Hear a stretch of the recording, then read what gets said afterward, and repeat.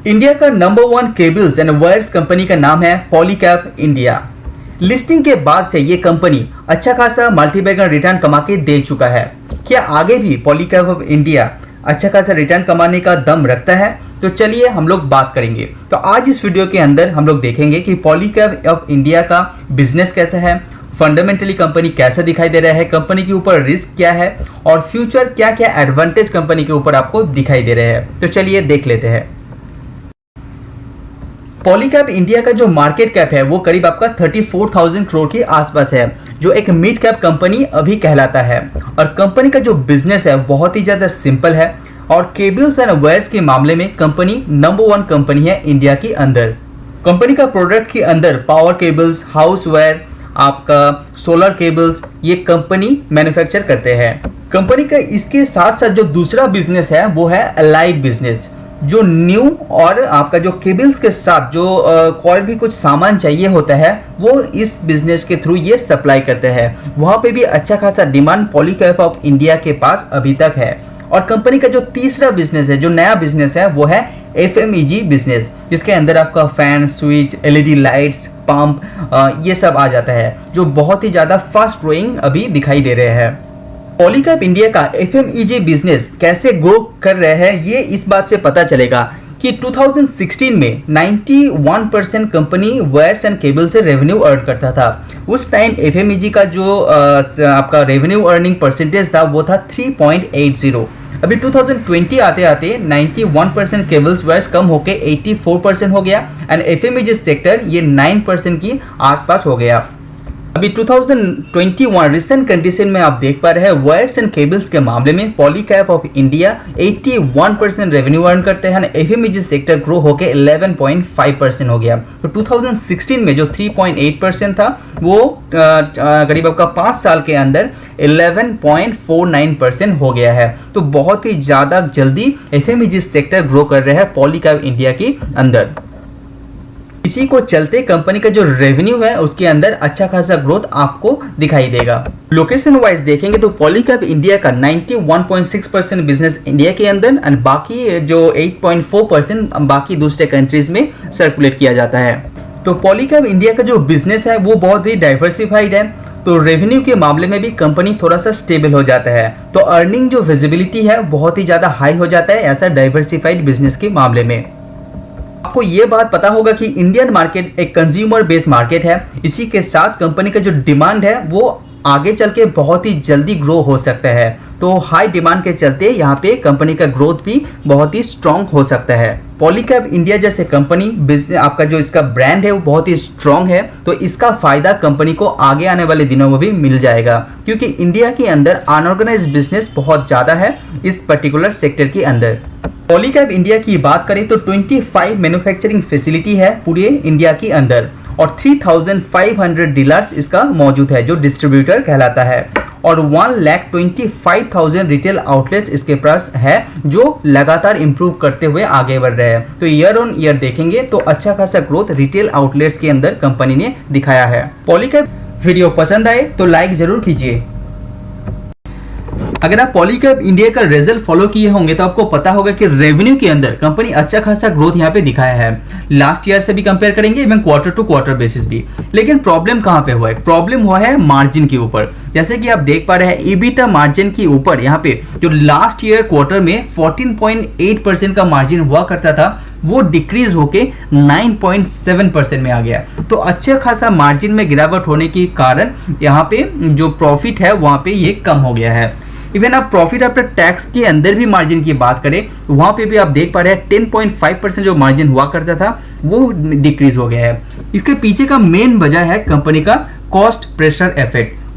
जो raw materials का cost है वो लगातार इंक्रीज होते हुए जा रहा है। इसी के चलते यहाँ पे मार्जिन में प्रेशर कंपनी के ऊपर दिखाई दे रहे हैं।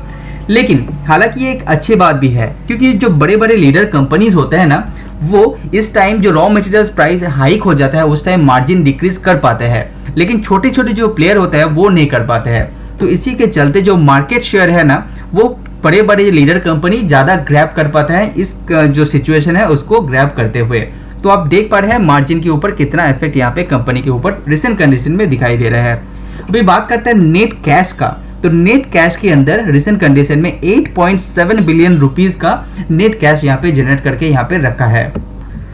अगर आप पॉलीकैब इंडिया का रिजल्ट को first half financial year 2021 and first half financial year 2022 से भी कंपेयर करेंगे तो रेवेन्यू वाइज तो ग्रोथ है, लेकिन फिर से आपका मार्जिन वाइज ग्रोथ यहाँ पे प्रेशर में रखते हुए दिखाई दे रहा है। इवन प्रॉफिट आफ्टर टैक्स में भी यहाँ पे करीब करीब आपका मार्जिन हाफ हो गया है। तो आपको अंदाजा लगा सक रहा है कि कितना बड़ा प्रेशर कंपनी के ऊपर है कंपनी का मार्जिन को लेके।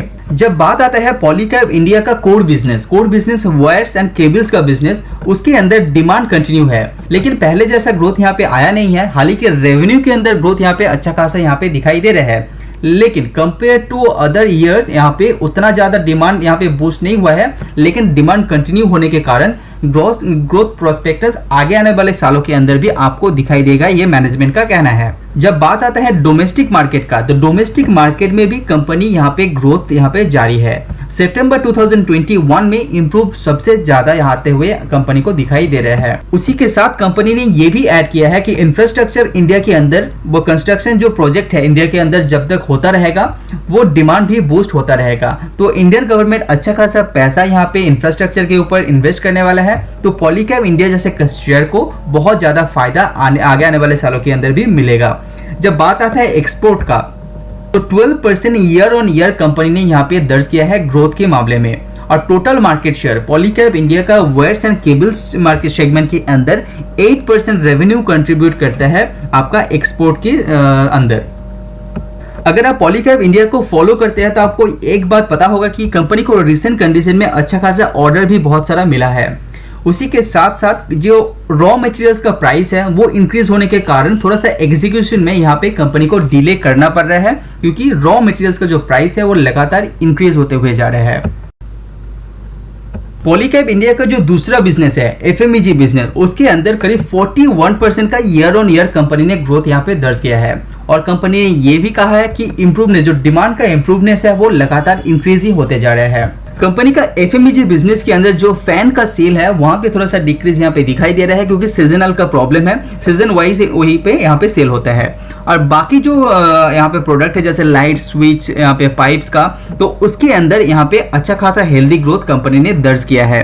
और जब बात आता है सोलर का, जो सोलर एंड वाटर हीटर का, उसके अंदर डबल डिजिट ग्रोथ आपका करीब करीब डबल ग्रोथ यहाँ पे दिखाई दे रहा है कंपनी का अंदर।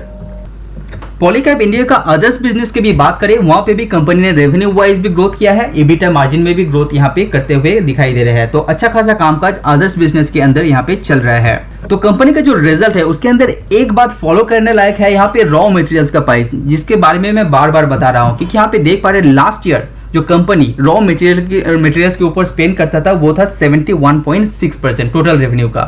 अभी वो बढ़ के हो गया है 78.5%, करीब करीब 7% ग्रोथ यहाँ पे रॉ मटेरियल्स के प्राइस के ऊपर दिखाई दे रहा है। तो इसी के चलते कंपनी का मार्जिन इफेक्ट हुआ है, वो थोड़ा सा कंपनी के ऊपर प्रेशर क्रिएट कर रहा है। तो अभी बात करते हैं कंपनी का बोरोइंग्स का, जो डेब्ट है। तो आप यहाँ पे देख पा रहे हैं लास्ट ईयर से कंपेयर करेंगे तो कंटिन्यूअसली पॉलीकैब इंडिया यहाँ पे लगातार अपना जो डेब्ट है उसको क्लियर करते हुए आगे बढ़ रहे हैं। रिसेंट कंडीशन में करीब 779 करोड़ का यहाँ पे कर्जा दिखाई दे रहा है। जब बात करें फिक्स्ड एसेट का, तो फिक्स्ड एसेट के मामले में भी कंपनी यहाँ पे ग्रो कर रहा है। जो लास्ट ईयर था 19,275 करोड़ का एसेट, वो बढ़ के यहाँ पे हो गया है 20,320 करोड़। कैपिटल एक्सपेंडिचर के मामले में भी कंपनी पीछे नहीं है।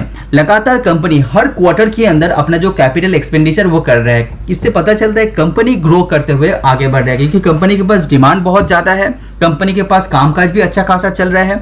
तो यहाँ पे इसी की वजह से कंपनी अपना एक्सपेंडिचर कर रहा है, तो वहाँ पे अच्छा खासा अमाउंट इन्वेस्ट आप यहाँ पे करते हुए कंपनी को दिखाई दे रहे हैं। तो जब बात आता है पॉलीकैब इंडिया जैसे शेयर का फ्यूचर आउटलुक के बारे में, फ्यूचर ग्रोथ के बारे में, तो मैनेजमेंट का ये कहना है कि ये करीब 20,000 करोड़ तक रेवेन्यू अर्न कर सकते हैं 2026 तक। अब रिसेंट कंडीशन में कितना है, 9,000 करोड़ तक कंपनी रेवेन्यू अर्न करता है एनुअल बेसिस में। वो आपका 20,000 करोड़ तक पहुंच सकता है 2026 तक। तो मतलब डबल से भी ज्यादा हो सकता है रेवेन्यू की मामले में, सेल की मामले में। तो एक अच्छा खासा ग्रोथ प्रोस्पेक्टस आपको दिखाई दे रहा है पॉलीकैब इंडिया के अंदर। ऐसा भी ये हाई वैल्यूएशन में अभी ट्रेड कर रहे हैं, लेकिन लो वैल्यूएशन में इसको मिलना बहुत ज़्यादा मुश्किल हो सकता है। तो कभी भी आपको स्कोप मिलता है पॉलीकैब इंडिया जैसे शेयर में इन्वेस्ट करने के लिए, तो आप उस स्कोप को ग्रैब कर सकते हैं, क्योंकि एक बहुत ही अच्छा शेयर है और आगे आने वाले दिनों में ये बहुत लार्ज कैप शेयर बनने का दम रखता है और बहुत बढ़िया कर सकते हैं। तो आप इसके ऊपर रिसर्च कीजिए, उसके बाद ही निवेश करने के बारे में सोच सकते हैं। तो वीडियो में बने रहने धन्यवाद। सी यू ऑन नेक्स्ट वीडियो। अगर आपको मेरा वीडियो पसंद आ रहा है तो लाइक एंड सब्सक्राइब कीजिए।